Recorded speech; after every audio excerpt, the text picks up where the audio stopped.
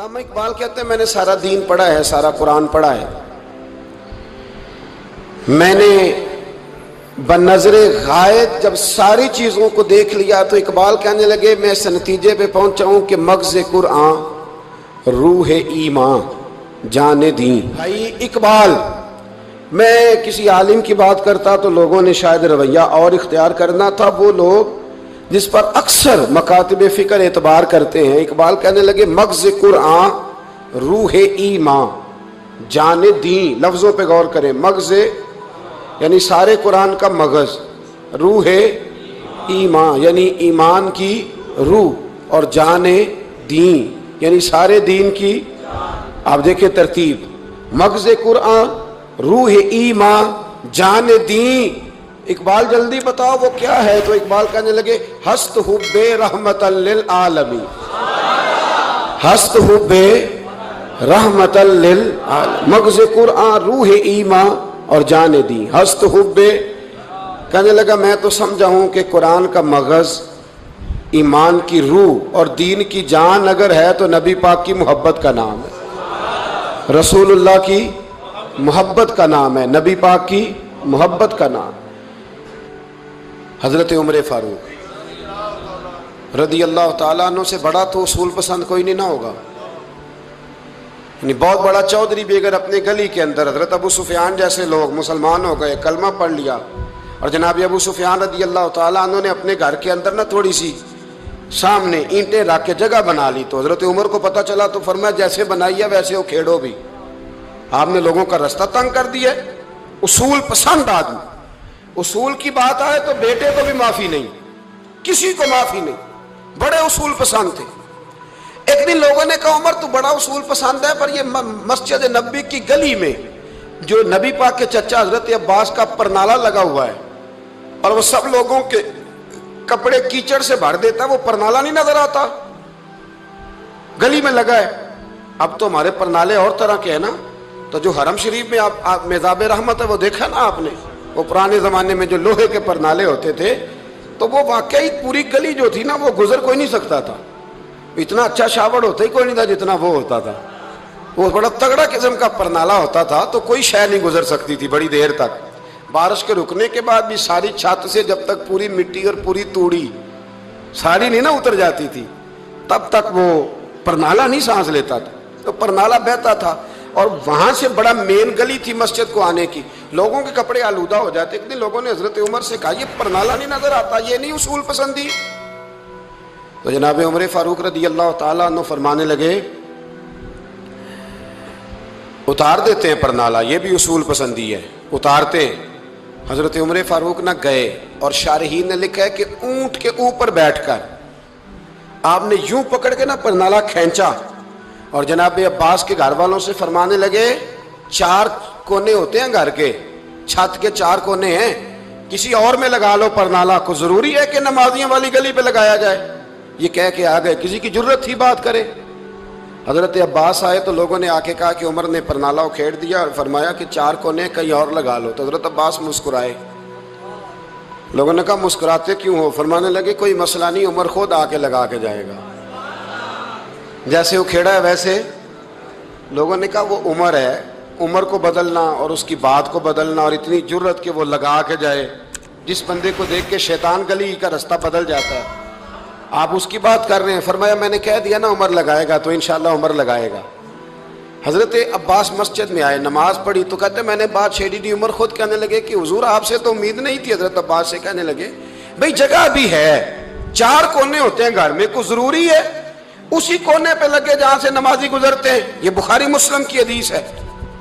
حضرت عباس کہنے لگے عمر 4 کونے ہیں، میرے پاس جگہ بھی ہے پرنالے کی، میں نے بھی کئی دفعہ سوچا تھا وہ کھیڑ دوں، اور میں بھی اسی گلی سے گزرتا ہوں، میرے کپڑوں میں بھی کیچڑ بڑی دفعہ پڑا ہے، پر مجبوری یہ ہے وہ کھیڑ اس لیے نہیں سکتا کہ یہ پرنالہ میرے نبی کریم نے اپنے دستے مبارک سے لگایا تھا۔ فرمایا میں مکان بنا رہا تھا، چھت بنا رہا تھا، تو حضور اچانک آ گئے، اور کئی لوگ گواہ ہیں اس کے، رسول کریم تشریف لائے اور نبی پاک علیہ السلام نے فرمایا لاؤ چچا تھوڑا میں بھی کرتا ہوں، اور پھر میرے نبی کریم صلی اللہ تعالی علیہ وسلم نے اپنے دستے مبارک سے یہ پرنالہ لگایا تھا، कई दफ़ा सोचा उखेड़ दूं, फिर सोचता हूँ हुजूर ने लगाया था। लेकिन चलो अब तो इल्लत पाई गई, अब तो समझ आ गई, उसूल बन गया। अब तो उसूल बन गया ना, तो ठीक है, आप अब इस तरह करें, उखेड़ दिया तो ठीक है। जनाबे कहने लगे पहले क्यों नहीं बताया? भाई वो नमाजियों पे चीटे पड़ते हैं, गली का रास्ता है। फरमाया रस पढ़ते हैं तो पढ़ते रहे, आपने बताया क्यों नहीं? हजरत जनाबे अब्बास कहने लगे कि आपका क्या ख्याल है कि मैं ये करूंगा कि लोगों पे छींटे पड़े और मुझे परवाह ना हो? हुजूर ने लगाया था। हजरत उमर फारूक ने ना जनाबे अब्बास का बाजू थामा, तन तंदूर ते हड्डां दा बालन, बाजू थामा और थाम के ना उसी जगह ले गए जहां परनाला उखेड़ा था। पहले तो ऊंट पे चढ़ के लगाया था ना, तो अब कहने लगे हजरत अब्बास से कि आप ना मेरे कंधों पे चढ़ जाए, मेरे कंधों पे तन तंदूर ते हड्डां दा बालन, असी हावां नाल तपाया, कप कप मुक्कियां पेड़े कीते, उत्तों इश्क पले थल लाया, तन दा सालन ते मन दी हांडी, लून सबर दा पाया, गुलाम फरीदा वे मैं सारी तेरी। तेनू अजे यकीन नहीं आया? फरमाया खुद लगाइए। हजरत अब्बास रदी अल्लाह तआला अन्हु वो परनाला लगा के उतरे तो हजरत अब्बास भी रो रहे थे और जनाब उमर भी रो रहे थे, आंखों में आंसू थे। फरमाया हम ये नहीं देखेंगे कि इल्लत क्या है, वजह क्या है, हम तो ये देखेंगे कि रसूलुल्लाह की निस्बत क्या है। नबी करीम अलैहिस्सलाम के दस्ते मुबारक लग गए, सारी वजूहात खत्म हो गई।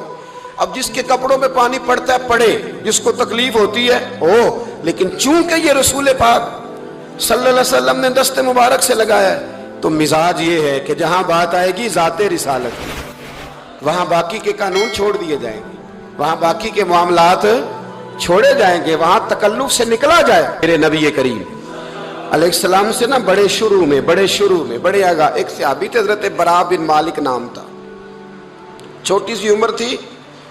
हुजूर गली से गुजरते ना कभी तो जज्बा था बड़ा, छोटी उम्र, बाद ने लिखा सिर्फ 14 साल के थे, बाद ने लिखा नहीं 14 तो ज्यादा है, 12 साल उम्र थी। इश्क लगा सी खेड़ा खेड दी, 12-14 साल उम्र। असल में ना बच्चों की डायरेक्शन ठीक नहीं, इनकी डायरेक्शन ठीक हो ना तो ये चौकों में खड़े होके मोबाइल पे गेमें ना खेले और माज़अल्लाह मैसेज ना करें, बल्कि ये मस्जिद में बैठ के नबी पाक की नाते सुने।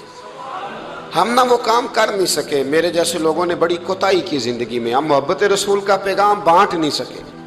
हमने अपनी बीमारियां देखी, अपनी थकावटें देखी, ये देखा कि फलां शहर कैसे जाएं, फलां शहर कैसे जाएं, हम वो काम कर नहीं सके जो हमें करना चाहिए था।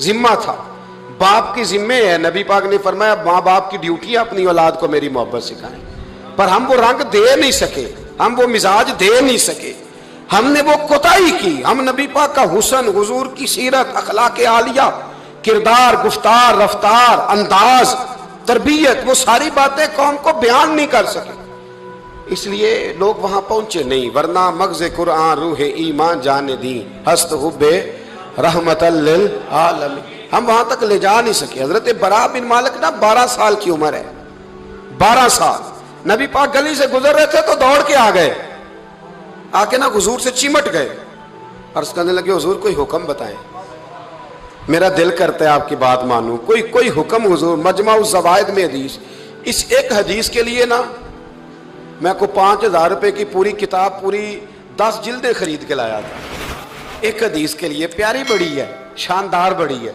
वह मेरा दिल किया, मैंने कहा जिस किताब में है ना सारी किताब ही मंगा लो। कुछ चीज़ें बड़ी इंसान को अनोखी लगती है ना। हजरत बरा बिन मालिक रदी अल्लाह, छोटी सी उम्र है, हुजूर से लिपट गए तो हुजूर ने फरमाया बेटे क्या हुआ? अर्ज करने लगे हुजूर कोई हुक्म बताए, मेरा भी दिल करता है अमल करूं। तो हुजूर ना छोटे छोटे काम बताते हैं दुकान से, ये बच्चों को यही बताना होता है ना, दुकान से ले आ, ये कर दे, फलां को बुला ले, लेकिन हुजूर उनकी गैर मौजूदगी में उनका जिक्र बड़ा करते। एक दिन कुछ लोग कहने लगे हुजूर बड़ा जिक्र करते हैं पर वो करता तो छोटे मोटे काम है बच्चा। तो नबी पाक ने एक दिन इरादा किया कि इनको तजर्बा ना कराएं कि वो प्यार कितना करता है। रसूल करीम फरमाने लगे मैं जो कहूंगा करोगे?